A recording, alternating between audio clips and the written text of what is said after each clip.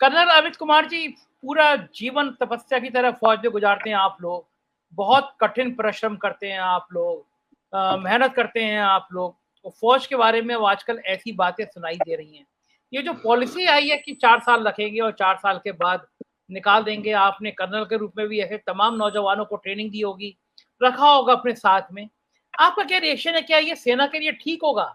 4 साल में 75% लोगों को जिनको निकाल दिया जाएगा, वो थोड़े सशंकित होंगे। और अन्यथा मत लीजिएगा, फौज के प्रति मेरा बहुत सम्मान है, मैं कुछ भी खराब टिप्पणी नहीं करना चाहता, लेकिन कुछ केस फौज में भी करप्शन के आए हैं।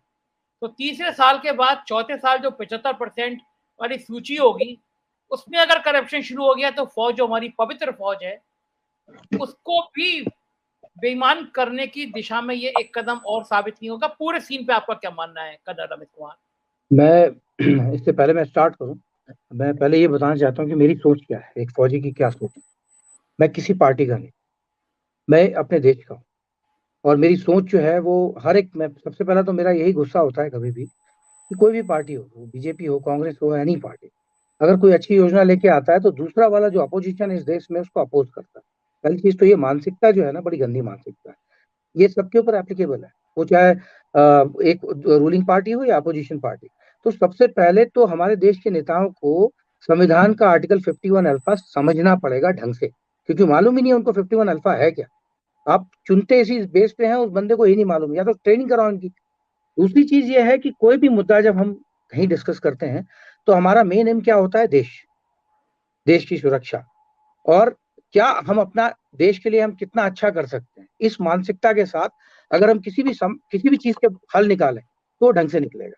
फिर उसमें चर्चाएं भी ढंग से होंगी, जैसे पहले होती थी, राजनेता जो पहले करते थे। आज की डेट में आपके, मैं इसमें आ गया डिबेट्स में, otherwise I never go to any debates because of the reason, इतना ज्यादा भेड़ चाल उसमें, कौन बोल रहा है, क्या सुन रहा है। And media, I am sorry, चतुर्थ पिलर कहाँ, जिनके जो रिस्पॉन्सिबिलिटी है, they are putting words in the mouth. कोई अपनी पूरी साजिश से पता लग जाता है, पीपल आर नॉट फूल्स। जो बात, मैं तो चैनल्स में कोई नहीं देखता, I don't watch news and all. अब आते हैं बेसिक, ये जो आपका फौज है, फौज तैयारी कैसे होती है। आपने एम दिया है कि फौज को हम यंग कर रखना चाहते हैं। उससे थोड़े दिनों पहले क्या हुआ था, बोला था कि अरे ये तो यंग रिटायर हो रहे हैं, हम इनकी एज बढ़ा देते हैं। अगर आप लोगों को कुछ याद हो, इतना ज्यादा इन्फ्लुएंस उस फौज पे जिसने आपको कभी फेल नहीं किया।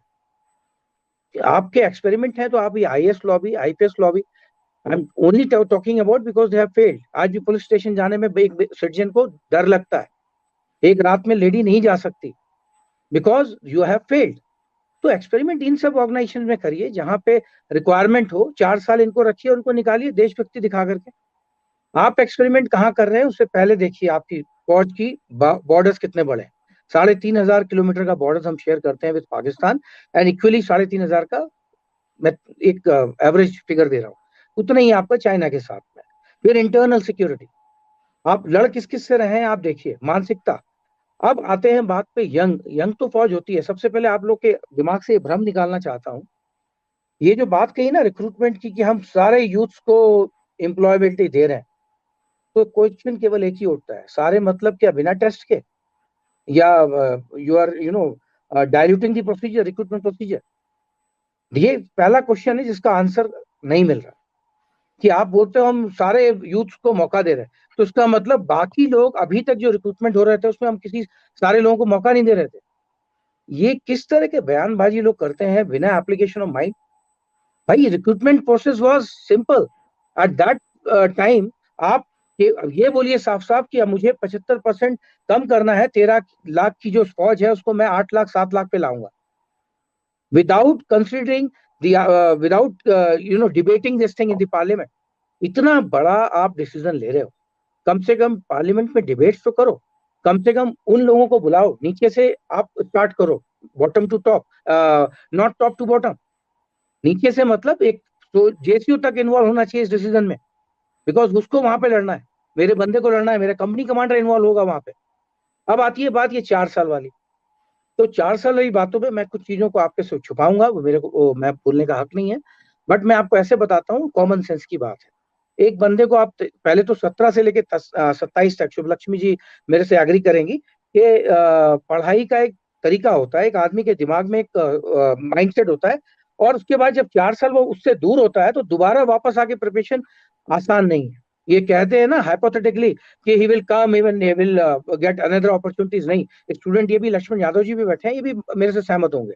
इतना आसान नहीं होता, 4 साल वो पूरा जमीन और कुछ और देख रहा होगा, बाद में आएगा वो फिर से इस एक्सपीरियंस को लेकर तैयारी करेगा। तीसरी चीज, रिक्रूटमेंट प्रोसीजर आप जो ये कम कर रहे हो, इसका मतलब ये है कि आप डायल्यूशन कर रहे हो अपने रिक्रूटमेंट प्रोसीजर पे। अगर आपका रिक्रूटमेंट प्रोसीजर वैसे ही चल रहा है तो वो तो सबके लिए अवेलेबल है। व्हाट न्यू, नया क्या है? आपने कोई अपॉर्चुनिटीज नहीं दी किसी यूथ को, it is already their existing. 17 से लेके 23 साल तक की तो रिक्रूटमेंट की वो है, हर आदमी जाता है, और आप क्या नया कर रहे हो उसमें? There is nothing new, let me tell you. आप लोग एप्लीकेशन ऑफ माइंड इसमें करिए, ये जो पॉइंट्स बोल रहे हैं ना, इस पे मैं बात कर रहा हूँ। पहला पॉइंट ये किल करता हूँ कि ये सबके लिए खुला हुआ, तो इसमें कुछ नया नहीं किया है, ये पहले से चलता आ रहा है रिक्रूटमेंट प्रोसीजर। और इसी रिक्रूटमेंट प्रोसीजर में आप क्या कर रहे हो, आप फौज को घटा रहे हो। एंड आई फील, मेरा अपना मानना है कि there is a failed economy, you are getting this thing adjusted through us, which is wrong, and everybody will agree.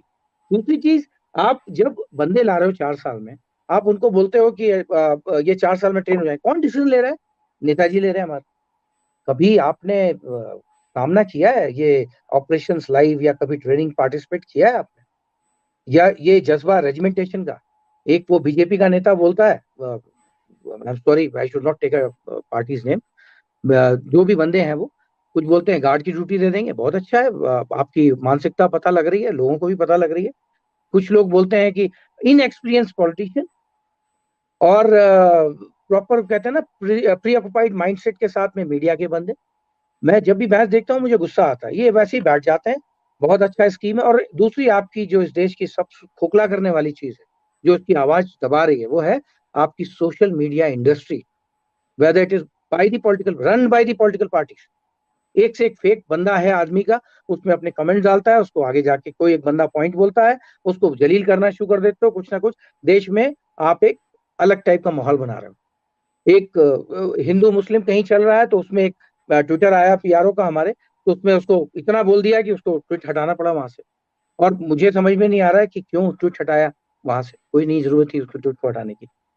4 साल की तरीके, आप जब 4 साल का ये दे रहे हो इन बंदों को, तो सोचने वाली बात ये है कि ये तैयारी से आ रहा है, इसको खैरात में आप नहीं दे रहे हो रिक्रूटमेंट, ये अपनी मेहनत से एफर्ट से अंदर आ रहा है।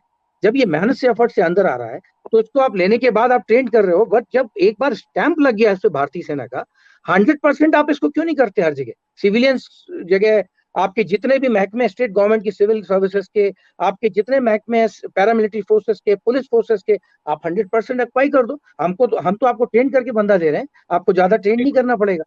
आप उल्टा करने के बजाय आप हमको बोल रहे हैं हमारे बंदे को निकाल करके कि आप 10% दे देंगे। खैरात नहीं चाहिए किसी को।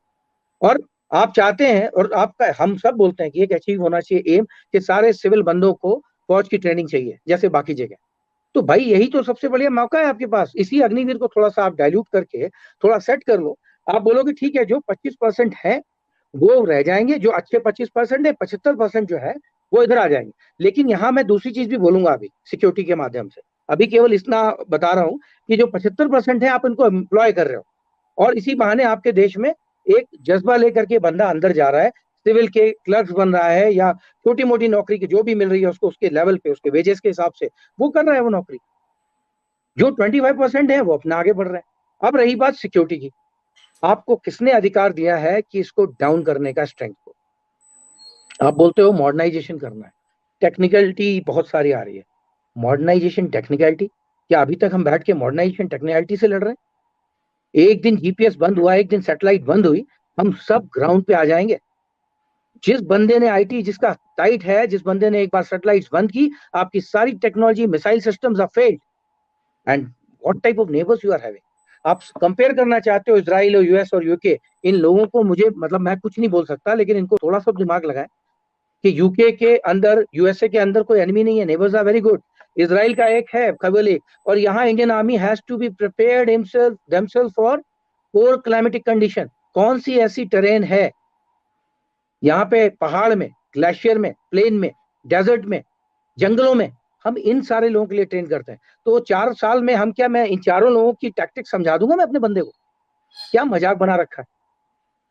आप उधर जाओ, बाकी दूसरी जगह आप यूएसए जाओ कि प्लेन टैक्टिक्स, एक ही कॉमन चीज है, हथियार सिखाना है और एक एक्सटेंडेड फॉर्मेशन है, लड़ना है, चले आना। यूएसए देख लो आप, यूक्रेन और रशिया चल रहा है वो भी देख लो। But what about the terrains here? China 1:12 का रेशियो होता है भाई। जब आप ग्लेशियर से बंदा ऊपर से हथियार चलाता है ना, तो ये मेरे बंदे जो जज्बे वाले बंदे होते हैं ना, इनको मालूम होता है कि 33 में से केवल 5 पहुंच पाएंगे ऊपर, बाकी शहीद होंगे। इस जज्बे के साथ भारतीय सेना काम करती है।